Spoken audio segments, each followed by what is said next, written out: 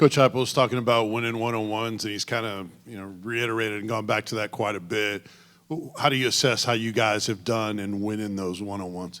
I think it's been one that's been up and down. We've won some really good one-on-one battles. There's been other times where it's been critical and we haven't. And I think that's continuously a part of this process is we got to stay consistent as a unit, a wide-out unit, as an offense, as a team.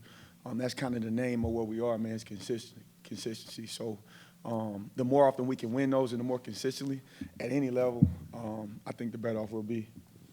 Coach, just how challenging has it been with the injuries, trying to develop depth, bring the young guys along, especially this deep into the season? It's tough. It is. But, I mean, that's the name of the game, right? Like, Coach Heupel didn't bring me in here to coach a group that's always healthy or to coach a group that's always got, senior All-Americans. I think that's the cool part about this challenge is each year presents challenges within itself. And you got to do a really good job of finding ways to answer whatever conflict you have in the room and in your unit.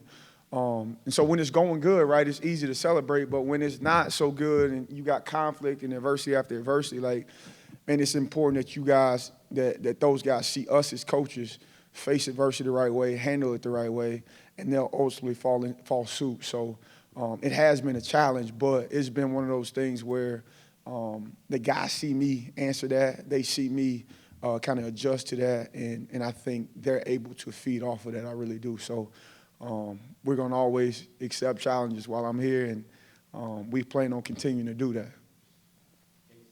What have you seen out of Nimrod and his ability to rise to the occasion in these past few weeks? He is funny you bring him up. He probably had his best practice today. So that probably answers your question. He's doing a really good job of finding ways to continue to get better each week. I mean, not just him. Caleb Webb in that same breath. Those guys had a really good practice today. And I think that speaks volumes to this culture again. We talked about the inconsistencies. We talked about things may not have been going our way. Those guys continue to rise to the occasion and prepare as if we're playing for the Super Bowl, And that lets you know what type of culture is in this building and what type of kids we're dealing with. They're resilient, they're competitive, and that's what we want to deal with. Nimrod made that catch right before the half the other day over the middle, contested ball. When you see a play like that against tight coverage, do you emphasize that in film of this is what we want to see more? Or do you see a light bulb moment with him with making catches like that? Yeah, you emphasize it everywhere. You emphasize it in practice. You emphasize it in film. And I think when you've got young guys like that playing, man, you've got to do a good job of challenging them daily. And when they meet those challenges, you celebrate like crazy and you create new challenges. That's ultimately how you create confidence in this game, right? We've had some really successful guys here that ultimately got to where they got to because they were challenged. That built confidence, and then they were able to go make plays like that on the field.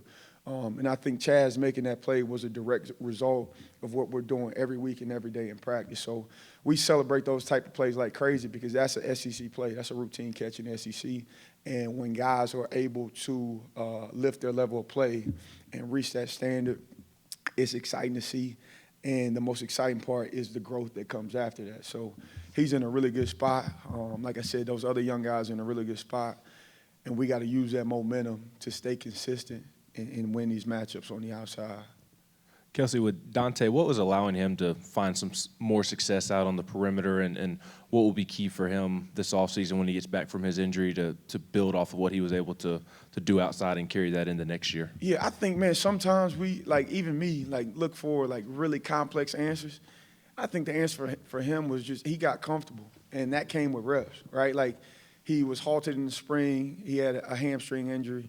And then he didn't really get a bunch of reps. So through camps, through the season, he was actually getting those reps, supplementing those reps from the spring, in real time.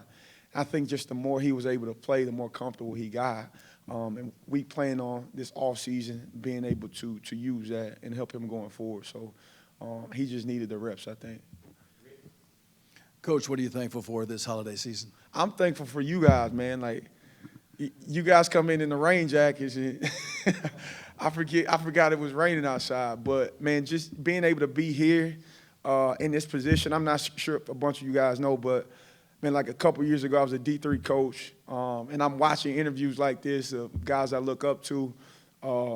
But similar to what I'm talking to you guys about with our players and the battles that they're facing, like, I mean, you face them in your personal life, and those lessons you want to use when you're a coach. You use those lessons to help your guys get through those same type of difficulties and tough times. And so being able to remember my lessons and the things that I've been through and now ultimately able to give them to our guys is the biggest blessing in the world. So just being up here at this podium is kind of surreal. I'm always thankful to have this opportunity, and I think that's why I put so much effort and I'm so intentional with this platform that I'm in, because I know it's a bunch of people that love to be here. I want to make sure I'm pouring into these guys every second that I can. So super thankful. Back to Thornton, you mentioned finding comfort the more you rep and everything. Did that have a specific change, moving from the slot to the outside, or was it just more reps in practice every day, regardless of where he was lining up? I think with that kid, like, you just got to find ways to get him comfortable. And sometimes with new guys that move in, like, you got to try to push different buttons to see what works, right? He's a transfer. We were still trying to figure out, how he got comfortable in certain spots. And once we got him outside, I think he was able to kind of find a fit there, and it just kind of worked. So I think that's the things that you always have to assess, like where guys are comfortable in certain spots. It's no different than, it's a basketball analogy. Guys got their spot on the floor that they get to, and they can knock those down. I think football players, you have the same thing. You just got to find where their rhythm spots are, and outside just so happen to be his. Coach, how do you manage a guy like Nathan Leacock, who obviously came in pretty highly touted, had a really big high school career senior year, and now he's not playing as much as he probably hoped he was, or hoped he would coming in? How do you kind of manage him through a season, and how is he progressing? You coach him just as hard as you coach the best guy in the room. Like, those guys know when they come in, like, nobody is different from the other. Like, you got different temperaments. You have different ways of getting through two guys, but ultimately, like, I'm going to coach Nathan just as hard as I'm going to coach Brew or Jalen Hyde or Cedric Tillman. Like, everybody's going to get coached hard. And I think that creates a respect in the room that once guys are playing, like, it's earned. It ain't something that coach, gave him. It's not something where this guy started on second base and we got it different. Like, everybody's going to go the same route and kind of create the same type of work ethic. That way, when you're playing, like, everyone in the room knows that, man, he earned that. And Nathan's doing a good job of that. He's another one. Today, he had a really good practice. Really, the last 2 to 3 weeks, he's been practicing really well. And as he continues to get reps in practice, you'll continue to see growth from him. For Chaz and Caleb, just what's key for them this offseason to build off of some of the success that they've had here the second half of the season? Man, I think going into the offseason with an open mind, and I say that, like, going to the offseason with a clean slate. Like, they got to go in the offseason feeling like they're starting from square one. And I'm talking about being gritty, being competitive and fiery in their preparation. Like, every rep's got to be like a game rep. You got to treat every rep with the mentality and the urgency like the game's on the line in this fourth quarter. And when you do that, the game slows down for you. Because my training, my mind sped up, my sense of awareness is heightened. That way, when I'm in the game, like, those things slow down because I put myself in that place mentally so many times that I can't get off task or out of kilter. And I think that mentality for those guys will help them tremendously this offseason. And they've already started to do that, and it's showing up in one-on-one reps and team reps in practice. So outside of the offseason, I'm looking forward to playing this game this weekend. We know what this game means to our fan base. It means a lot to our players, and we're gonna come out. We're gonna need all the fans. We're gonna come out and come out the right way. We plan on it being a good one this weekend. Thank you, Yes, sir. Thank you, guys.